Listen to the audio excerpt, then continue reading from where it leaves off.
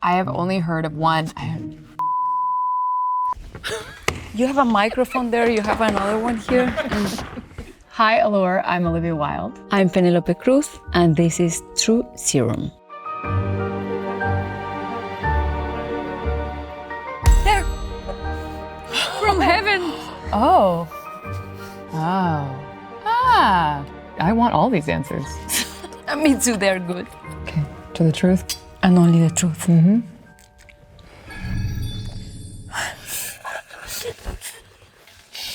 Oh, I feel it. Reveal an OG Hollywood beauty secret that has stood the test of time. I don't know a Hollywood beauty secret. I grew up in a hair salon, beauty salon from my mother. So all my tips and tricks would be from that. Is there a secret from her? I learned how to cut hair. I learned how to do blow dry. I learned how to do the perm bigudis. If you ever want me to cut your hair, you know, Yes. like Salma called me one day many years ago and she said, I have a premiere, I need you to do my hair and makeup, but the light went off in my house. We have no electricity, no light, but you need to come because my hair and makeup team canceled, something happened. So she asked me to do it with no lights. It's like by So I put candlelight. some candles. No. And I did hair I need and to see the makeup for pictures her. from this And premiere. she went to the premiere and, my God. and everything was fine. Wow. So if you ever need me Yes. for that. What was the premiere? We have to find these photos. No, but ASAP. I deserve that credit. Wow. No one would have believed her. She's like, hair No, and makeup, Penelope Cruz. nobody believes these stories that I have with her, but it's true. What is a past beauty phase of yours that you deeply regret? You don't have any. I plucked off all my eyebrows, Oh, the whole thing. so many of them, and they didn't grow back like everybody else grew back. And mine didn't fucking grow back. It was like, I wanted to be Kate Moss, like many of us. It just feels like one of those trends that a lot of people tried, but then everyone else recovered entirely. And then mine just didn't. And so I barely have eyebrows. Now they're fine. They're great. An illusion. You're funny. They are not actually there. What did you put in here? It's not working. To the truth. Truth. Are you ready? Ready. Okay, you have to be honest. Okay. Are swingers in Hollywood a real thing?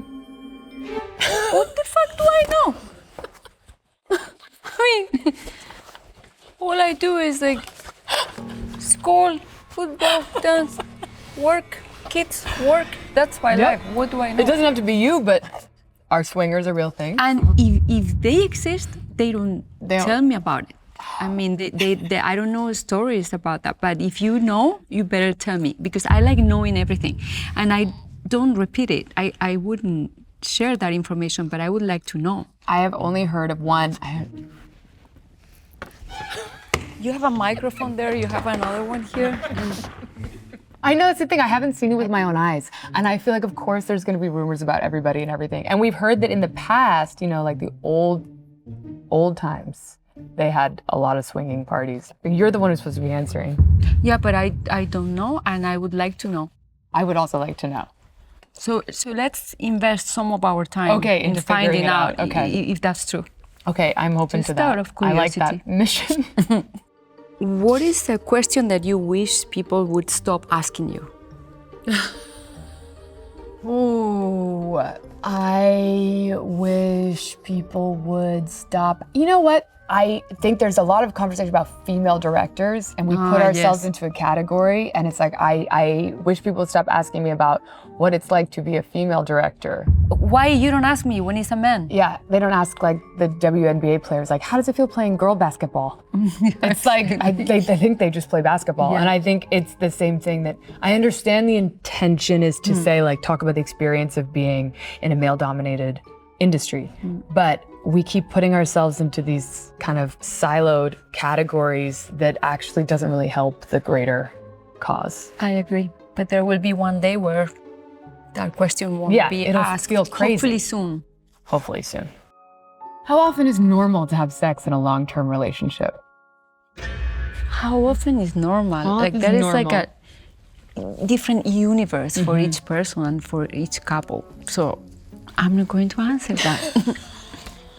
It's true. And Esther says, Oh, what does she say about well, that? she says that it was like the beginning of her career was because there were all these quizzes that said a specific number. Like if you don't have sex more than 11 times a month, your relationship is dead. And she said people are misunderstanding this whole concept by putting a number on it, putting like a goal, and then that actually is not helpful. So maybe how often is normal? I would say it's not normal to not have sex.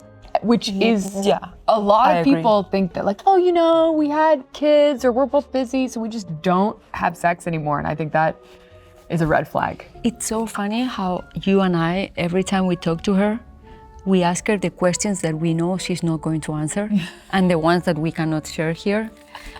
I was so lucky to have her there for inspiration and to be able to call her, to give us feedback about, okay, when Pina becomes the therapist in the scene, to be completely away from any cliche. Yes. She helped us so much. It's so true. What is a relationship red flag that you should immediately run from? Ooh, I mean, bad listeners, but I think someone who interrupts you and doesn't listen. Someone who can't celebrate your success. Yeah, that would be very sad. Yeah, who doesn't get pleasure from your happiness. Yeah, that has no future. Yeah. Most of the time, the people that do that are not going to be obvious. No, they're not obvious. It's subtle scraping away at your confidence. Lying in general, I hate. They say if a man hates cats, he hates women because he wants to control women. I say this as someone who's fully allergic to cats. Like, if they don't like animals, that's a red flag. That's weird. I need more serum. What do you think is the part of perimenopause that is least talked about publicly? That it can last 10, 12 years. It can start as early as 40. The ups and downs can be crazy. And I remember when I was 41 and my doctor told me, your hormones are going to be doing this crazy dance for the next 10 or 12 years. And I thought that it was a really bad joke and I thought it was not possible to handle that. And because I develop cysts in my ovaries almost every month, and I still do, and they spike hormones. So you can go from a number 30 of estrogen to a number 500. And they would look at that and say, no, this is a mistake from the lab, so let's repeat the test. And it was right. So I remember the day that she told me that like if it was yesterday. And it's still the same today. Same thing. Like, I get my period every month. The hormones are crazy, up, down, up and down, up and down. And people have to know, because you have to prepare yourself. And of course, God bless bioidentical hormones. What is it, bioidentical? Hormones, bioidentical. What is one symptom that people don't often recognize is perimenopause? A lot of people have this idea that it's going to be about hot flashes. Right. And that has never happened to me. You taught me about the frozen shoulder thing.